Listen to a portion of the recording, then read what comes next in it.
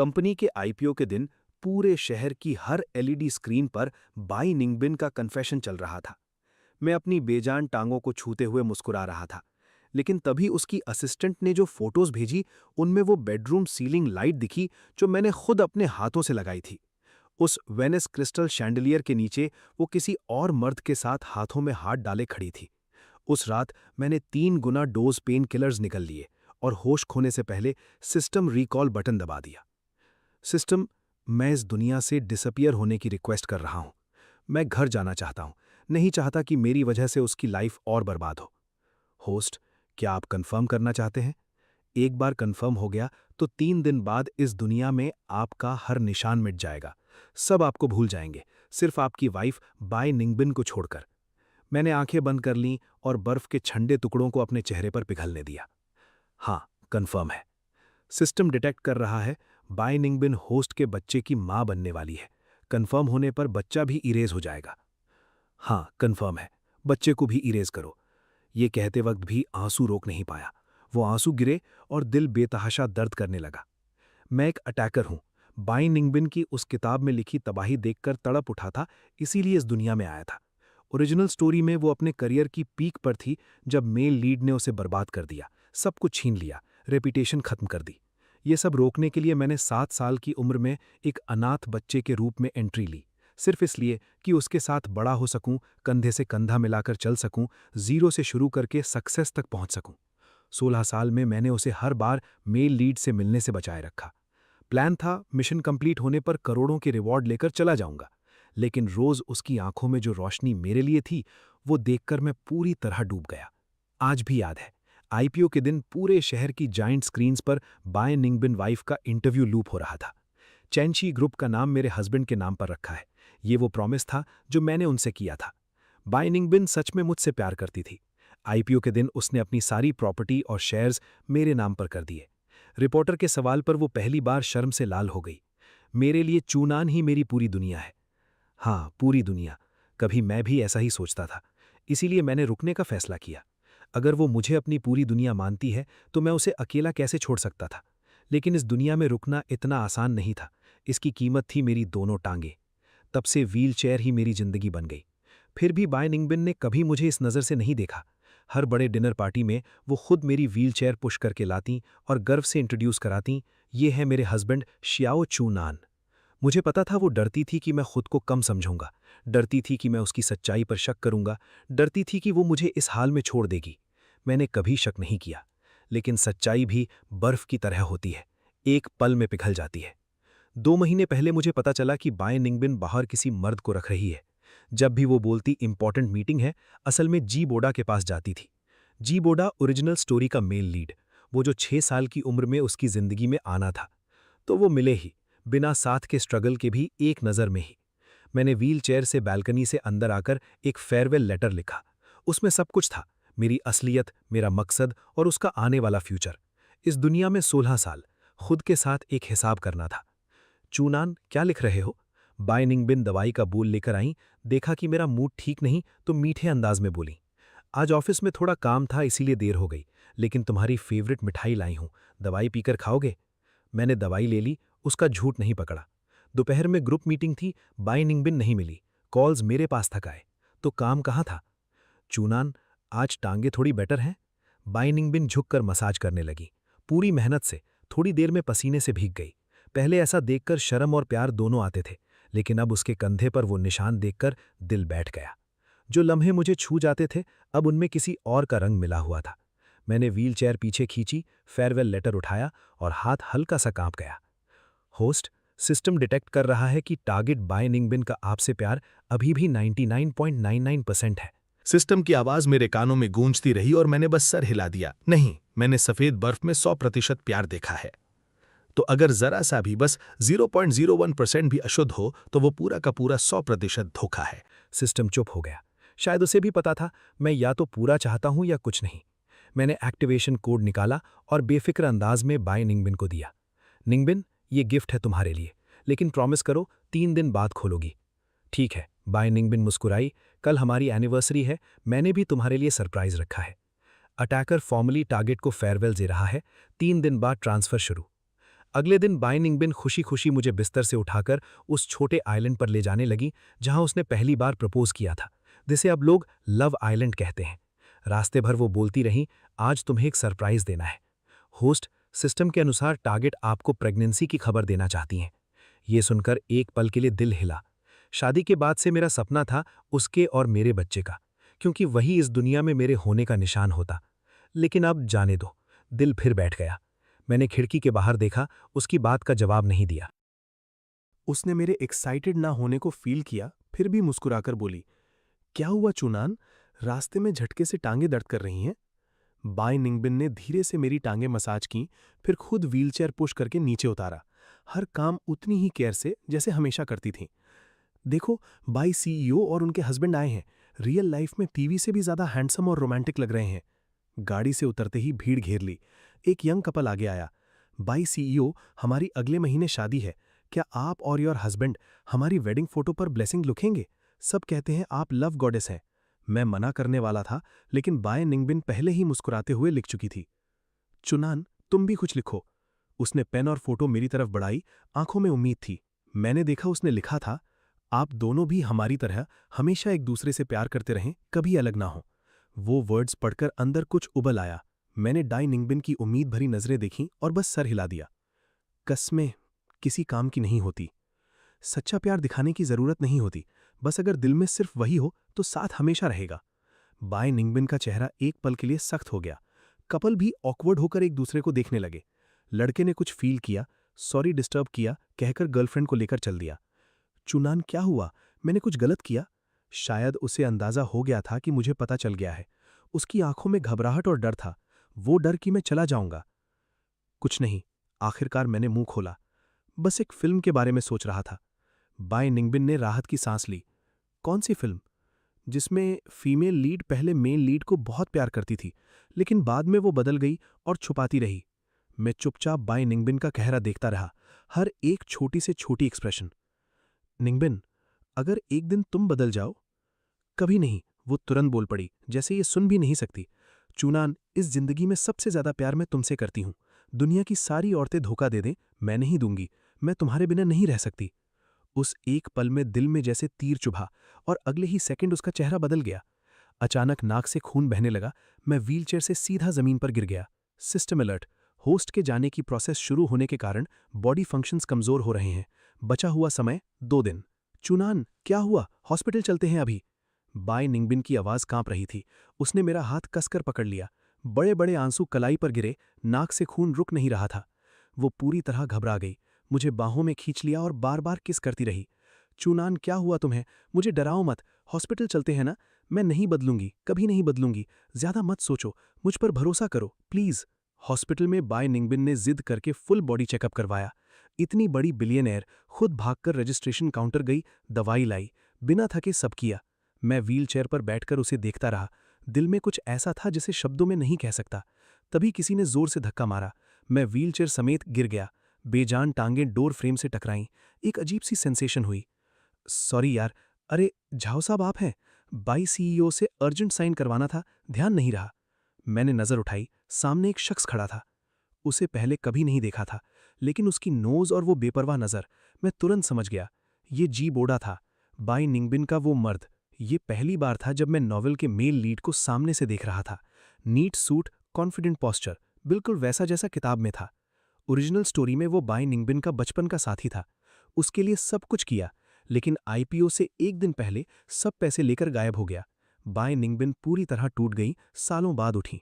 फिर भी बाय निंगबिन उसे बेपनाह मोहब्बत करती रहीं, अपनी रेपुटेशन तक दांव पर लगा दी। मेरे आने से उनकी स्टोरी बदली थी, लेकिन जाहिर है स्टोरी ने दूसरा रास्ता निकाल लिया। बाय निंगबिन दौड़कर आई, जमीन से उठाया, फिर पलटकर जी बोडा के गाल पर एक थप्पड़ मारा। जी बोडा, ये क्या है? काम कल नहीं हो सकता था? देख नहीं रहे चुनान की तबीयत ठीक नहीं? वो गुस्से से सफेद पड़ गई थी, लेकिन आंखों में वो घबराहट भी थी जो छुपाए नहीं छुप रही थी। टारगेट का रोमांटिक इंटरेस्ट चुनान के प्रति 99.999%, जी बोडा के प्रति 0.01%। सच में, लेकिन उसकी आंखों में वो गिल्ट, वो तो और गहरी होती जा रही थी। मैंने बेपरवाही से जी बोडा को देखा और उसके गर्दन पर वो निशान, वही कलर, वही शेड, कल रात की बाय निंगबिन की लिपस्टिक का। जी डायरेक्टर कितने डेडिकेटेड है। रात को भी काम से फुर्सत नहीं। मैंने इनडायरेक्ट टॉन्ट मारा। जी बोडा ने बेपरवाही से मुंह पोंछा और मुस्कुराया। बाई सीईओ बहुत बिजी रहती हैं तो मैं भी पूरा सपोर्ट देता हूं। वैसे कुछ लोगों की तरह हेल्पलेस नहीं हूं, वरना कंपनी कैसे चलेगी, है ना झाओ साहब? जी बोडा, किसने परमिशन दी चूनान से ऐसे बात करने की? बाय निंगबिन ने कड़क आवाज में डांटा, फिर झुककर मेरा हाथ पकड़ लिया। चूनान, बस तुम ठीक रहो, मेरे लिए यही सबसे बड़ी खुशी है। जी बोडा का चेहरा बिगड़ा। बाय सीईओ, ये डॉक्यूमेंट्स अर्जेंट है, साइन करने होंगे। बाय निंगबिन की आंखें सख्त हो गईं, पूरा एटीट्यूड बदल गया। मैंने कहा, चूनान से बड़ा कोई काम नहीं। वो एक एक शब्द दांत पीसकर बोली। जी बोडा का चेहरा और उतर गया। मेरी तरफ देखते हुए उसकी आंखों में जो था वो था नफरत और हसद। जाओ, काम है तो जाओ, मैं खुद घर चला जाऊंगा, मैंने शांत आवाज में कहा, इतनी शांत जो खुद को डरा जाए। लेकिन चूनान, तुम अकेले? कोई बात नहीं, घर के सिवाय और जाऊंगा भी कहाँ? मैंने जवाब से ज्यादा एक सच्चाई कह दी, फिर व्हील चेयर घुमाकर चल दिया। इन 16 सालों में मैं सिर्फ बाइनिंग मिन के इर्द गिर्द घूमता रहा। मेरी दुनिया सिर्फ वो थी, कोई दोस्त नहीं, कोई सोशल लाइफ नहीं, उसके अलावा मेरे पास कुछ नहीं था। ये सोचते सोचते मैं अनजाने में मुड़ा और दूर से उनके पीछे चल दिया। एक सुनसान कोने में जीबोडा ने बाइनिंग मिन को बाहों में खींच लिया और बेतहाशा किस किया। बाइनिंग मिन ने पहले रेजिस्ट किया, जीबोडा का सीना पीटती रही। काफी देर बाद दोनों अलग हुए। बाइनिंग मिन ने कपड़े ठीक किए, वापस उसी कूल कंपोजर में आ गई। मैंने कहा था चूनान के सामने कभी मत आना, ये मेरी लाइन है। जीबोडा की आंखों में बेबसी थी, उफनती हुई। ये देखकर बाइनिंग मिन का टोन थोड़ा नर्म हुआ। उसने जीबोडा का चेहरा छुआ। ठीक है, जेलस मत हो, तुम भी मेरे लिए इंपॉर्टेंट हो। सच में? जीबोडा की आवाज कांपी, उसकी नजर बदल गई। हाँ, बाइनिंग मिन ने उसके सर पर हाथ फेरा, जैसे किसी घायल पपी को दिलासा दे रही हो। वरना इतने सालों से चूनान से छुपाकर तुम्हारी मदद क्यों करती? ये सुनते ही दिल जैसे कसा, सांस लेना मुश्किल हो गया। दोनों की नजरें मिली, जीबोडा की आंखों में एक अलग ही रंग आने लगा। अब जाओ मत ना, आज रात कुछ घंटे मेरे पास रहो। बाइनिंग मिन की ये बात सुनते ही जीबोडा ने उसकी बाह पकड़ ली और पूरी तरह अपनी बाहों में खींच लिया। उस व्हीलचेयर वाले के पास? नहीं, अभी इसी वक्त। बाइनिंग मिन का गुस्सा चेहरे पर आया, लेकिन जीबोडा ने परवाह नहीं की। उसका किस बेकाबू और तेज था। बाइनिंग मिन धीरे धीरे उसमें डूबती गईं। गुस्से का स्ट्रगल, इनकार, सब पिघल गया। दोनों इतनी देर में अलग हुए कि बाइनिंग मिन के पैर लड़खड़ाने लगे। तब जाकर जीबोडा ने छोड़ा। बाइनिंग मिन ने हाफते हुए आंखें खोलीं। चूनान की तबीयत ठीक नहीं है, मैं उसे दवाई देकर आती हूँ। फिर तुम्हारे पास आऊंगी। मैं जल्दी से व्हीलचेयर धकेलते हुए वहां से निकल गया, ये जानते हुए भी कि वो दोनों साथ हैं। पूरे रास्ते दिल को रोक नहीं पाया। इतने सालों में मैं खुद ही बेवकूफ़ बना रहा। सोचता था मैंने एंडिंग बदल दी, लेकिन असल में स्टोरी बस एक अलग तरीके से कंटिन्यू हो रही थी। वो दोनों पहले से जानते थे एक दूसरे को, इन 2 महीनों में नहीं मिले थे। कंपनी में मेरे नाम पर जो चैंगशी स्कॉलरशिप फंड था, वो सालों पहले बाइंडिंग बिंग ने अचानक सजेस्ट किया था। मुझे लगा था वो खुद भीग चुका है, इसलिए दूसरों को छाता देना चाहता है। हमारी पढ़ाई की मुश्किलें देखकर उसने दूसरों की मदद के लिए ये फंड बनाया होगा। लेकिन लगता है ये सब जी बोडा के लिए था। जिस इंसान को मैं सबसे ज्यादा प्यार करता था, वो चुपचाप किसी और मर्द को सपोर्ट कर रहा था, और मैं एक बेवकूफ की तरह अंधेरे में रहा। अनजाने में बेजान टांगे व्हीलचेयर पर पड़ी थीं, जैसे मेरी नासमझी का मजाक उड़ा रही हों। सोचा था एंडिंग बदल दी, लेकिन ये तो बस एक मजाक निकला। मैं पूरी ताकत से व्हीलचेयर धकेलता रहा। उस घुटन भरी याद से भागना चाहता था, लेकिन जितना चाहा उतना तेज नहीं जा पाया। जब घर पहुंचा तो रात पूरी तरह हो चुकी थी। विला में रोशनी थी। बाइनिंग बिंग बीच ड्राइंग रूम में खड़ा था, चेहरे पर गुस्सा। मिस्टर अभी तक नहीं आए? तुम लोगों को एस्कॉर्ट करने को कहा था, कहाँ है वो? अभी भी खड़े क्या देख रहे हो? जाओ ढूंढो। नौकर चाकर डरे हुए एक तरफ खड़े थे। मुझे देखते ही उन्होंने राहत की सांस ली। बाइनिंग बिंग ने मुझे आते देखा तो दौड़कर व्हीलचेयर थामी। आवाज में खुशी थी। चुनान, फाइनली आ गए। इतनी देर कैसे हो गई? मैं तो बहुत घबरा गया था। मैं ठीक हूं। मैंने धीरे से उसका हाथ हटाया। आवाज ठंडी थी। बाइनिंग बिंग ने बिना कुछ सोचे मेरी टांगें अपनी बाहों में लपेट लीं, जैसे किसी बेशकीमती चीज को संभाल रहा हो। चूनान, दूसरों की बातों को दिल पर मत लो, मेरे लिए तुम हमेशा बेस्ट हो। ये कहते हुए उसने मेरा हाथ उठाया और अपने पेट पर रख दिया। तुम्हें पता है, तुम अब फादर बनने वाले हो। मैंने उसकी भरी हुई आंखों में देखा। दिल एक पल के लिए रुक सा गया। ये हमारा बच्चा, सिस्टम ने पहले ही बता दिया था, लेकिन खुद इस जिंदगी की धड़कन को महसूस करना ये कुछ और ही था। मैं काफी देर तक सोचता रहा। बाइनिंग बिंग ने मेरे गाल से अपना गाल सटाया, जरा शरारत से बोला, चुनान, कंपनी में आज एक इंपॉर्टेंट मीटिंग है जिसमें मुझे जाना है। प्रॉमिस करता हूं कल पूरा दिन तुम्हारे साथ रहूंगा, ठीक है? मैं रुका, फिर उसकी आंखों में गहराई से देखा। क्या हुआ चुनान? वो मेरे एक्सप्रेशन को ध्यान से देख रहा था, लेकिन जैसे ही हमारी नजरें मिली उसे अजीब सी बेचैनी हुई। तुम्हारा चेहरा इतना पेल क्यों है? जैसे उसे अचानक कुछ याद आया, उसने घबराकर मेरा हाथ पकड़ लिया। अगर तुम चाहते हो कि मैं रुकूं तो मैं नहीं जाऊंगा, कहीं नहीं जाऊंगा। जाओ, काम जरूरी है, ये तो मेरी पुरानी तकलीफ है, मैंने नॉर्मल सी आवाज में कहा। बाई निंगबिंग ने राहत की सांस ली, मेरे गाल पर हल्का सा किस किया। प्रॉमिस है, काम खत्म होते ही वापस आऊंगा, तुम्हारे साथ रहूंगा, हमेशा हमेशा के लिए। ये बात उसने पहले भी कही थी, हूबहू वही वर्ड्स। मैं व्हीलचेयर पर बैठकर खिड़की के पास गया। नीचे बाई निंगबिंग जी बोडा का हाथ थामे चल रहा था, जैसे कुछ मना रहा हो। अगले ही पल जिसने हमेशा साथ रहने का वादा किया था, वो आसानी से किसी और की गर्दन में बाहें डाल रहा था। हंसी खिली हुई थी, किस गर्मजोश था। मैं टकटकी लगाए देखता रहा, दर्द पूरे बदन में फैलता गया। बाई निंगबिंग को जैसे कुछ फील हुआ, उसने अचानक ऊपर मेरी तरफ देखा, लेकिन कुछ नजर नहीं आया। मैं पर्दे के पीछे छुप गया। सिस्टम की बात याद करके मन ही मन हंसा। कोई बच्चा नहीं, हम दोनों का कोई फ्यूचर नहीं। पता नहीं जाने का काउंटडाउन नजदीक आ रहा था इसलिए, या बाई निंगबिंग से आखिरी उम्मीद भी टूट गई थी। उसी रात मेरा जिस्म कमजोर होता गया और तेज बुखार आ गया। बेहोशी में बाई निंगबिंग की घबराई हुई आवाज कानों में पड़ी। चूनान, आंखें खोलो, मुझे डराओ मत। वो बेतहाशा मेरा माथा छू रहा था। इतना बुखार? इतना कहकर वो रुका नहीं, मुझे सीधे उठाकर बाहर की तरफ चल दिया। मेरी कॉन्शियसनेस धीरे धीरे जाने लगी, पूरा बोझ उस पर पड़ा। दोनों मिलकर सीढ़ियों से गिर पड़े। बाई निंगबिंग ने खुद को कुशन बनाया, बिना एक पल सोचे मुझे थाम लिया। दर्द से दबी हुई एक आवाज निकली। उसने पहले कभी ठीक से गाड़ी नहीं चलाई थी, लेकिन उस रात पूरी रफ्तार से भागा। सनसनाती हवा में बस उसका डरा हुआ सांस था। डॉक्टर, प्लीज इसे डॉक्टर के पास ले जाओ। वो घबराहट में घुर्राया। अगर उस लड़की को कुछ हो गया तो अपना हॉस्पिटल बंद कर लेना। बेतरतीब कदमों की आवाजें गूंजती रहीं।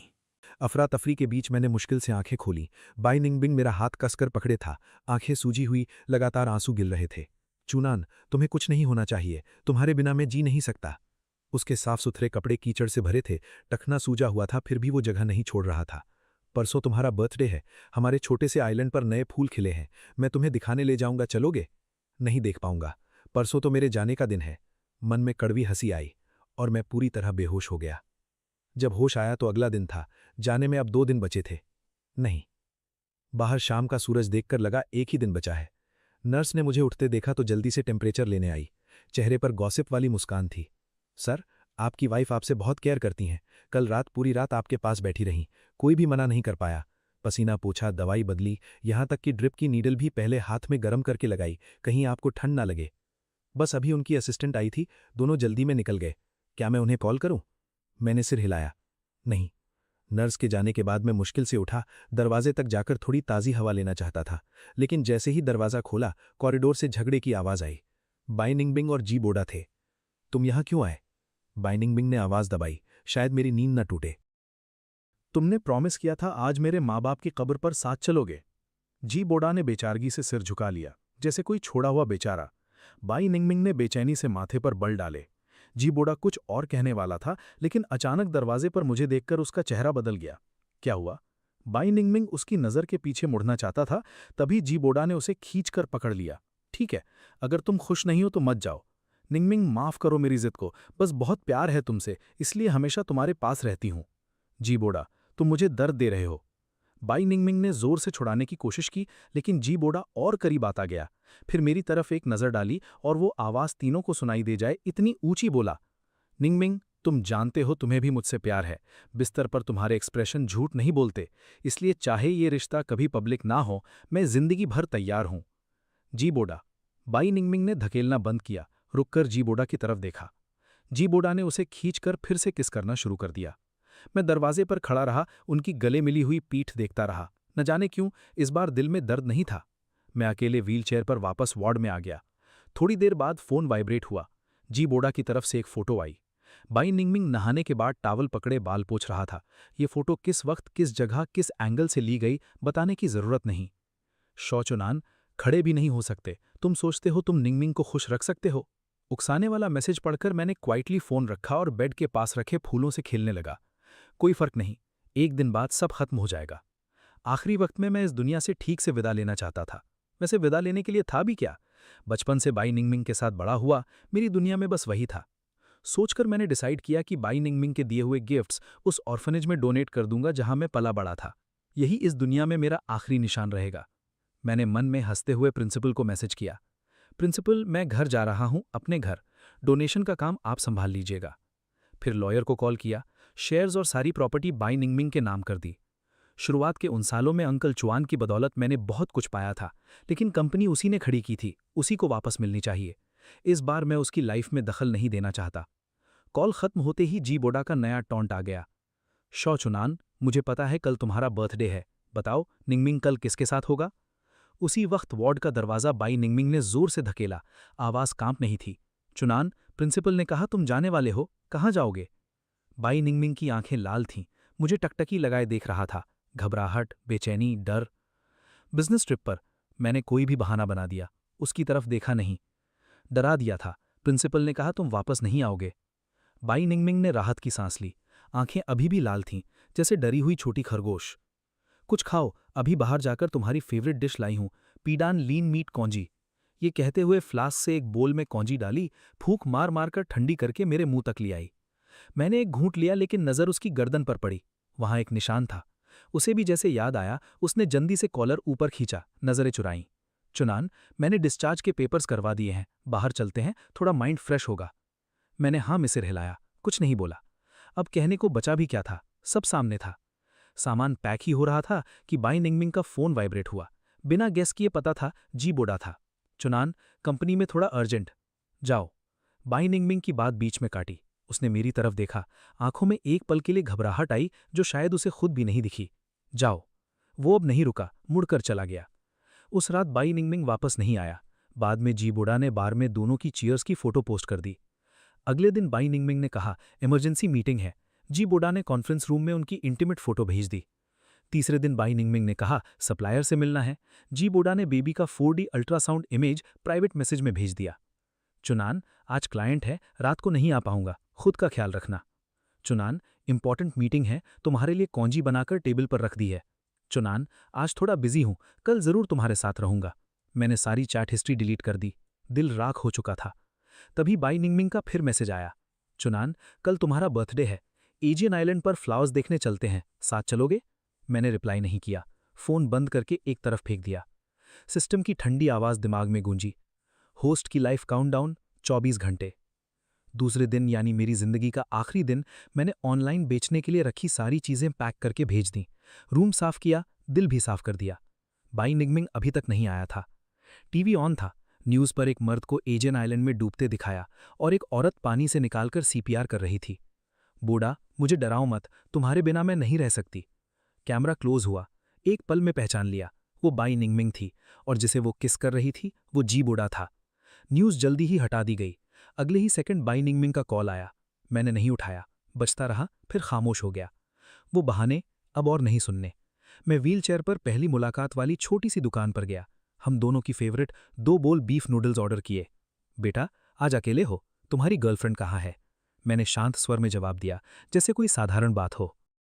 बूढ़ी दादी का चेहरा उतर गया। कुछ नहीं बोली, बस क्वाइटली एक बॉटल ठंडा कोला रख दिया। मैं नूडल्स खाता रहा। आसपास की फुसफुसाहटें कानों में आ रही थीं। न्यूज़ जितनी तेज फैलती है सोचा ना था। कुछ लोग मेरी तरफ बात कर रहे थे, कुछ ने सिंपैथी से देखा, कुछ ने चुपके से फोटो खींची। मैंने सब इग्नोर किया। आखिरी निवाला चबाया और उठ गया। उसे कॉल लगाया। लंबे अरसे बाद चेहरे पर एक मुस्कान आई। टाइम हो गया, मेरा दिया हुआ गिफ्ट अब खोल सकते हो। कॉल पर उसकी घबराई हुई आवाज थी। चूनान, तुम कहाँ हो? टीवी पर जो दिखाया उस पर बिलीव मत करो, मेरी बात सुनो। चूनान, क्या तुम उस छोटे से नूडल शॉप पर हो? बाई निंगमिंग को जैसे कुछ याद आया, आवाज में गिड़गिड़ाहट आ गई। रुको, मैं अभी आता हूं, साथ देखते हैं, ठीक है? और हमारा बच्चा भी साथ में, ठीक है? साथ में? नहीं, कोई साथ नहीं। बाई निंगमिंग, अब बस तुम अकेले हो। आगे की पूरी जिंदगी सिर्फ तुम। होस्ट की life countdown 0, task failed, binding release. System की ठंडी अनाउंसमेंट के साथ आसपास के लोग अचानक चीख पड़े। मेरा जिस्म धीरे धीरे मिटने लगा, जैसे तारों की रोशनी बनकर नदी के पानी में घुल रहा हो। तभी पीछे से एक दिल को चीर देने वाली चीख आई। चूनान, चूनान, तुम कहाँ हो? मैं हवा में तैर रहा था। देखा बाई निंगमिंग लड़खड़ाते कदमों से भागता आ रहा था। कांपती आवाज में मेरा नाम पुकार रहा था। किसी ने मेरे हस्बैंड को देखा? वो अभी यहीं थे। वो नदी किनारे से गुजरने वाले एक एक राहगीर को रोककर पूछने लगा, जैसे दिशा भूली हुई कोई छोटी लड़की। लेकिन किसी के पास जवाब नहीं था। सब सिर्फ सिर हिला रहे थे। नजरों में अजीब भाव था। नहीं, चुनान नहीं जाएगा, उसने कहा था बर्थडे साथ मनाएंगे। बाय निंगबिंग बड़बड़ाता हुआ नदी की तरफ देखने लगा। पानी पर शाम की रोशनी चमक रही थी। वो चूनान है, वो मेरा इंतजार कर रहे हैं। बाय निंगबिंग पागलों की तरह पानी में कूदने को दौड़ा। लोगों ने मुश्किल से रोका। मैं ऊपर से एक दर्शक की तरह देखता रहा, उसे बेपरवाह होकर पानी में कूदते हुए। ठंडे पानी ने उसके कपड़े भिगो दिए, उसकी आखिरी उम्मीद की लौ भी बुझा दी। बाय निंगबिंग पानी के कुछ घूंट पी गया, जिस्म धीरे धीरे डूबने लगा, लेकिन नजरें अभी भी ढूंढ रही थीं। चूनान, यूं छोड़कर मत जाओ, तुमने कहा था एजियन आइलैंड पर फ्लावर्स देखने साथ जाएंगे। उसकी आवाज टूट टूट कर आ रही थी। डूबता जिस्म नदी में उठता गिरता रहा, आखिरी रोशनी की झलक लेता रहा। बधाई हो होस्ट, टारगेट बाय निंगबिंग का आप पर हाउ कामदिष्ट 100% पहुंच गया। Task complete. Warning warning, system error, program irreversible, host को रियल वर्ल्ड में रिटर्न किया जाएगा। Warning warning, system fault detected, host soul state में ब्रीफली रुकेगा। अभी भी यहां रहना है? मैंने कड़वाहट भरी हंसी दी, अपना आधा ट्रांसपेरेंट जिस्म हिलाया। किनारे पर लोगों की भीड़ थी, किसी ने लाइफ रिंग फेंका, किसी ने हेल्प कॉल किया। पुलिस जल्दी आ गई, डूबते बाय निंगबिंग को बाहर खींचा। जो औरत टीवी स्क्रीन्स पर चमकती रहती थी, अब बस एक बेजान सी थी। चेहरा पीला, होंठ नीले, जिस्म अकड़ा, रेस्क्यू ब्लैंकेट में सिमटी हुई, बस मेरा नाम लिए जा रही थी। चूनान, चूनान, मैडम ये आपका बैग है? पुलिस ने किनारे से एक कैनवस बैग उठाकर लाया। मैंने एक नज़र में पहचान लिया, ये वही बैग था जो मैंने बाय निंगबिंग को दिया था। तब हम दोनों बहुत गरीब थे, इसलिए ये बैग मैंने खुद अपने हाथों से बनाया था। बाद में वो पूरे देश की सबसे अमीर बन गई, लेकिन ये बैग कभी नहीं छोड़ा। मुझे याद है एक बार रिपोर्टर ने पूछा था, बाय निंगबिंग जी, किसी इवेंट में ऐसा सिंपल बैग क्यों? वो मुस्कुराई थी, फूल की तरह खिलकर। ये मेरे हस्बैंड ने दिया है। लेकिन जब से जी बोदा आया, बाय निंगबिंग का स्टाइल बदल गया। हाथ में हमेशा कोई ना कोई ब्रांडेड बैग होता था, लेकिन आज उसने यही पुराना कैनवस बैग लिया था। हाँ, ये मेरे हस्बैंड का दिया है। वही बात, एक बार फिर, लेकिन इस बार गहरे दुख के साथ। मैं उन्हें ढूंढ नहीं पा रही। मैं बाय निंगबिंग की तकलीफ देखता रहा, कुछ अजीब सा लगा। अचानक उसे जैसे याद आया, उसने बैग में हाथ डाला और मेरा दिया गिफ्ट निकाला। वो छोटी सी बॉक्स बिल्कुल वैसी ही, जैसे कुछ हुआ ही नहीं। हाँ, चूनान ने मुझे गिफ्ट दिया था। उन्होंने कहा था सरप्राइज है, वो मुझसे मजाक कर रहे हैं। हाँ, जरूर यही बात है। उसके कांपते हाथों ने बॉक्स खोलनी चाही, लेकिन जैसे ही खुली, बिना आवाज के आंसू गिर पड़े। बॉक्स खाली थी, बस एक हल्की सी पेपर स्लिप चुपचाप उसमें पड़ी थी। बाय निंगबिंग ने झिझकते हुए आखिरकार वो स्लिप खोली। बाय निंगबिंग, मैं अपनी दुनिया में वापस जा रहा हूं। यही था उसके लिए मेरा आखिरी शब्द। नोट पढ़ने के बाद दाई निंगबिन ने मुंह पर हाथ रख लिया, सांस भी नहीं निकल रही थी। चूनान, ये सरप्राइज जरा भी फनी नहीं था। नोट पर लिखे वो चंद शब्द तेज धार चाकू की तरह उसके दिल में उतर गए थे।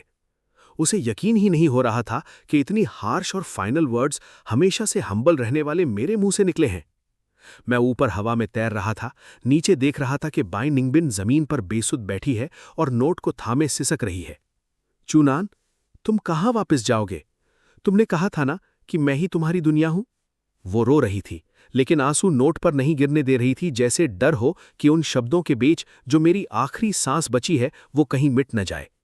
मैंने ठंडी हंसी हंसी और एक हवा का झोंका बनकर वो नोट उड़ा दिया। चूनान, नहीं! बाई निंगबिन ने हाथ बढ़ाया नोट पकड़ने के लिए, लेकिन ठोकर खाकर जमीन पर गिर पड़ी और आंखें फाड़े देखती रही जैसे नोट हवा में उड़ता चला गया। तभी अचानक, एक बार जब मैं नशे में था, तब मेरे मुंह से निकली बात उसके दिमाग में कड़क गई। मैं एक संदेशवाहक हूं, मैं इस दुनिया का नहीं हूं। उसके हाथ हल्के कांपने लगे। उसे याद आया वो रेड थ्रेड जो उसने मुझे बांधी थी। उसने अपनी कलाई देखी, लेकिन धागा कब का जा चुका था। जैसे हमारा रिश्ता गया और जैसे वो आखिरी गिफ्ट गई जो मैंने उसे दी थी, सब कुछ गायब, बिना कोई निशान छोड़े। शायद खुद बाय निंगबिन भी भूल चुकी थी कि जब उसने जी बोडा को असिस्टेंट बनाया था, उसी दिन उसने वो रेड थ्रेड उतारकर दोनों की कपल ब्रेसलेट पहन ली थी। आसपास भीड़ जमा हो गई और लोगों ने पहचान लिया कि ये बेसुध रोती हुई औरत कोई और नहीं बल्कि सबसे अमीर बाय निंगबिन है। अरे, ये तो फीमेल बिलियनर बाय निंगबिन है। ये यहां इस तरह रो क्यों रही है? अभी वो कह रही थी ना कि हस्बैंड को ढूंढना है। कहीं उसका हस्बैंड नदी में तो नहीं कूदा? क्या? ऐसा कैसे हो सकता है? दोनों तो बहुत प्यार में थे ना? मुझे याद है कुछ दिन पहले टाउन स्क्वायर की बिग स्क्रीन पर इसने अपने हस्बैंड को प्रपोज किया था। अरे नहीं यार, तुम लोगों ने अभी की न्यूज़ नहीं देखी। बाय निंगबिन का अफेयर था, वो अपने स्पॉन्सर के साथ भाग गई थी। चारों तरफ से आती ये बातें तीखी सुइयों की तरह बाय निंगबिन को चुभ रही थी।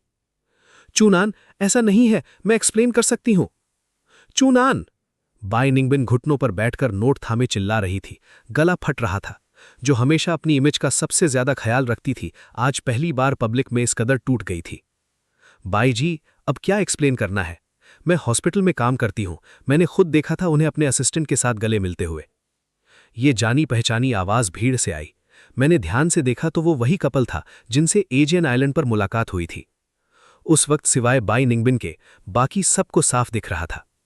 बाई जी में हमारी वेडिंग फोटो पर ब्लेसिंग भी लिखी थी, कहा था हम भी उनके और उनके हस्बैंड जैसे प्यार में रहें। क्या ये आयरनी नहीं लगती आपको? उस दिन मुझे उनके हस्बैंड का चेहरा देखकर ही लग गया था कि कुछ गड़बड़ है। शायद उन्हें पहले से ही सब पता था। उस लड़के की बात में मेरे लिए इंसाफ की भावना थी और भीड़ की नजरें बाई निंगबिन पर और तेज हो गई। Social climber, betrayal, female version of a cheating villain जैसे लेबल्स उड़ने लगे। बाई निंगबिन का चेहरा और पीला पड़ता जा रहा था। वो नदी की तरफ आंखें फाड़े देख रही थी, जैसे उसे यकीन ही नहीं हो रहा। ये कैसे हो सकता है? मैंने देखा वो होंठ दांतों तले दबाए आंसू बहा रही थी और खुद से झूठ बोलने की कोशिश कर रही थी। ये सब एक मिसअंडरस्टैंडिंग है, मैं एक्सप्लेन कर सकती हूं। चूनान, बाहर आ जाओ, इन लोगों की बातों पर ध्यान मत दो। तभी जब वो लगभग पूरी तरह से टूट ही चुकी थी, जी बोडा भीड़ को चीरता हुआ आ गया। निंगबिन, ठीक हो ना? जी बोडा भागता हुआ आया और डगमगाती बाई निंगबिन को संभाला। निंगबिन, शांत रहो, इन लोगों की बातें मत सुनो। लेकिन बाई निंगबिन ने उसे खाली नजरों से देखा, चेहरे पर कोई भाव नहीं। देखो देखो, यही है ना बाई जी का वो प्रिटी बॉय असिस्टेंट। हाँ हाँ, न्यूज में यही था ना जो नदी में डूब रहा था, और कहते हैं इनके बीच कुछ नहीं था। भीड़ की ये बातें बाई निंगबिन के कानों तक पहुंची और उसने जी बोडा को ऐसे धक्का दिया कि वो 2 कदम पीछे लड़खड़ा गया। दूर हो जा, ये सब तेरी वजह से हुआ है। चूनान को गुस्से में छोड़कर जाना पड़ा। जी बोडा, तू निकाला गया, मैं तेरी शक्ल नहीं देखना चाहती। बाई निंगबिन की आवाज भारी और दर्द से भरी थी, लेकिन मुझे देखकर हंसी भी आ रही थी। उसने जी बोडा को दोबारा नहीं देखा, भीगे हुए कपड़ों में डगमगाती हुई घर की तरफ चल दी। रास्ते में राहगीर देख रहे थे, फुसफुसाहटें चल रही थी और उन सब के बीच बाई निंगबिन की पीठ और भी अकेली और टूटी हुई लग रही थी। घर पहुंचकर वो हर उस कोने से गुजरी जहां हम दोनों ने साथ वक्त बिताया था, लेकिन पूरे घर में मेरा कोई निशान नहीं था। जो स्टडी टेबल कभी थोड़ी बिखरी रहती थी, अब बिल्कुल खाली थी। मेरे वर्क स्टूडियो में जो फाइल्स बेतरतीब रहती थीं, सब साफ हो चुका था। बेड के पास फ्रूट बोल में बस सड़ी हुई मीठी महक बची थी। जो ऑरेंज मैंने कभी वहां रखा था वो भी जा चुका था। फिर वो बाथरूम में गई और मिरर के सामने रखी खाली दवाइयों की बॉटल्स और मेडिसिन शेड्यूल देखकर जम गई। बाई निंगबिन बाथरूम की दहलीज पर ठहरी रही, खाली बॉटलों को देखती रही, आंसू बह रहे थे। उसे मेरा पीला चेहरा याद आया, दर्द में तड़पते हुए भी जबरदस्ती मुस्कुराना याद आया। लेकिन वो उस वक्त कहाँ थी? जी बोडा के साथ थी और मुझे बेरहमी से पीछे छोड़ चुकी थी। चूनान, आज क्लाइंट के साथ हूं, रात को नहीं आ पाऊंगी, अपना ख्याल रखना। चूनान, कंपनी की इंपॉर्टेंट मीटिंग है, खिचड़ी बनाकर रख दी है टेबल पर। चूनान, आज थोड़ा बिजी हूं, कल जरूर साथ रहूंगी। एक के बाद एक झूठे बहाने धारदार चाकू की तरह उसके दिमाग में चलते रहे। बाई निंगबिन ने चेहरा हाथों में ढक लिया, उंगलियों के बीच से आंसू बहते रहे। कभी मैं उसकी नजरों में परफेक्ट हस्बैंड था, जेंटल, केयरिंग, सक्सेसफुल। लेकिन जब से जी बोडा आया, सब बदल गया। चूनान, माफ करना, मैं तुमसे प्यार करती हूं। बाई निंगबिन ने कभी मुझसे अनगिनत बार कहा था आई लव यू, लेकिन आज वो शब्द कितने खोखले, कितने फेक लग रहे थे। ओ यार, ये सिस्टम मुझे वापस कब भेजेगा?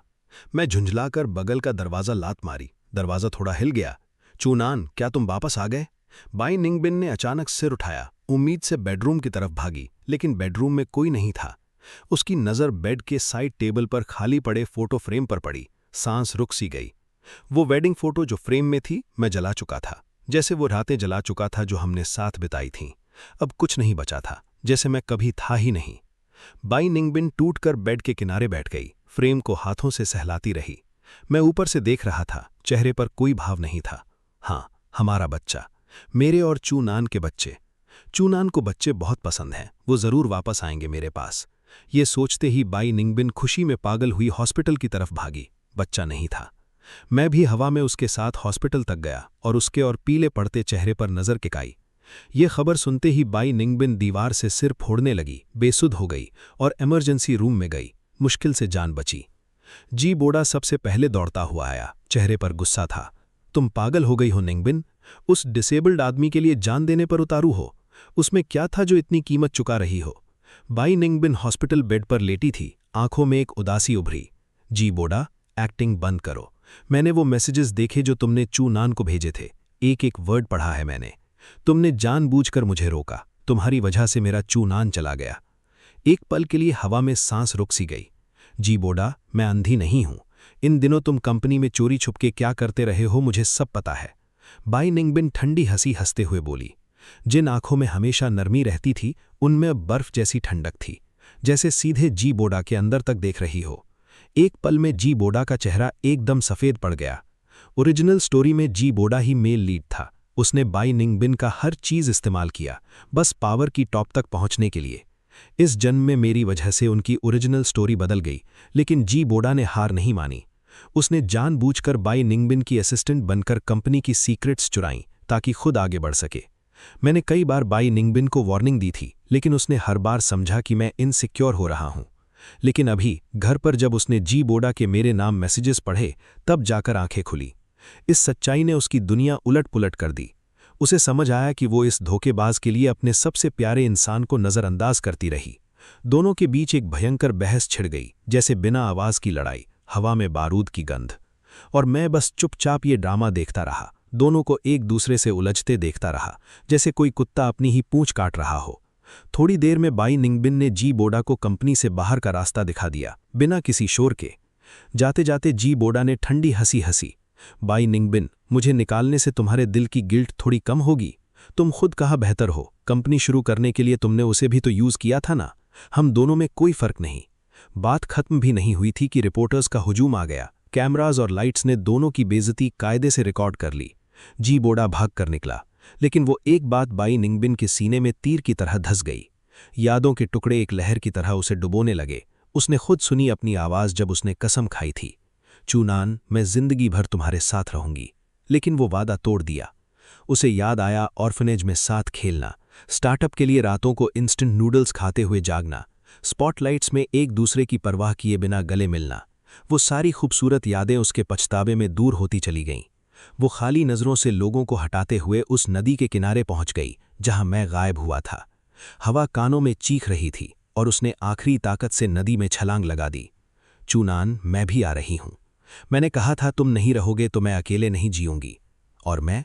मेरे दिल में बस एक ठंडी हंसी थी। बहुत देर हो गई। इस तरह नाटकीय अंदाज में मौत के पीछे भागना बेहद हास्यास्पद था। तभी अचानक कानों में जाना पहचाना सिस्टम नोटिफिकेशन बजा।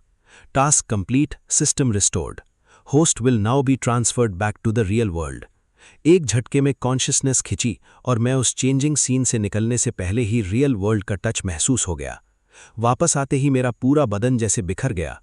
बैकलैश का दर्द ऐसा था जैसे 1000 तीर एक साथ चुभ रहे हों। हर एक सेकंड नसों को खींच रहा था। सिस्टम की ठंडी आवाज दिमाग में गूंजी, rewards have been sent, please check host. मैंने कड़वी हंसी हंसी। ये सब एक बिजार सपने जैसा लग रहा था। अब सपना टूट गया था। नॉवेल का एंडिंग बदल गया था। इस बार बाई निंगबिन नदी में कूदी। जी बोडा इंडस्ट्री से परमानेंटली बैन हुआ। चैन शी स्कॉलरशिप से सपोर्ट पाने वाला एक और लड़का आखिर में नया बिलियनेयर बना। चैन शी स्कॉलरशिप से सपोर्ट पाने वाला एक और लड़का आखिर में नया बिलियनेयर बना। और मैं 3 पूरे दिन बिस्तर पर पड़ा रहा। मुश्किल से थोड़ी ताकत आई। बिखरा हुआ दिमाग धीरे धीरे वापस आया। मैंने नई जिंदगी शुरू करने का फैसला किया। खिड़की खोली। तेज धूप आंखें चौंधिया रही थीं। विंडो सिल पर सिस्टम का शाइनी रिवॉर्ड रखा था। अंदर एक बड़ी रकम थी जो मुझे कुछ भी करने के लिए काफ़ी थी। सिस्टम रिवॉर्ड की उस मोटी रकम से मैंने सिटी सेंटर में एक प्रीमियम अपार्टमेंट रेंट किया, जहां से शहर की चमकती धमकती रोशनी दिखती थी, और एक नई जिंदगी में डूब गया। मैंने नॉन स्टॉप काम नहीं किया, स्टार्टअप भी नहीं किया। उस नॉवल में जो गुजरा था उससे बहुत थक गया था। अपना ओरिजिनल काम जारी रखा, रेगुलर ऑफिस जाता रहा, बाकी एनर्जी जिंदगी में लगाई। हर सुबह उठता था तो फ्यूचर से उम्मीद होती थी। काम में इकोनॉमिक्स की कटिंग एज फील्ड से जुड़ा, सोच एक नई अनजान दुनिया में फैल रही थी। कंपनी ने मुझे पूरा ट्रस्ट और अथॉरिटी दी थी और मैं एक के बाद एक हर चैलेंज पार करता गया। ऐसा लग रहा था जैसे कोई भी चीज मुझे रोक नहीं सकती। लेकिन लाइफ में लोग और हालात कब बदल जाएं, कोई नहीं जानता। एक शाम ऑफिस से निकलते वक्त मेरी नज़र एक बुक स्टोर पर पड़ी। विंडो के पास वाली सीट पर एक जानी पहचानी फिगर बैठी थी जो बाहर देख रही थी। लगा जैसे बाय निंगबिंग हो। चूनान, आखिरकार तुम मिल गए। बाय निंगबिंग खुशी से बाहर भागा और मुझे कसकर गले लगा लिया। तुम यहां कैसे? मैंने उसे धकेला और मैं सिकोड़ ली। समझ नहीं आया कि वो रियल वर्ल्ड में कैसे आ गया। वो वहीं खड़ा रहा, बेचारगी से मुझे देखता रहा। फिर धीरे से बोला, चूनान, नदी में कूदने के बाद मुझे एक सिस्टम दिखा। उसने कहा अगर मैं अपनी जान की बाजी लगाऊं तो तुमसे दोबारा मिलने का मौका मिलेगा, और फिर मैं यहां आ गया।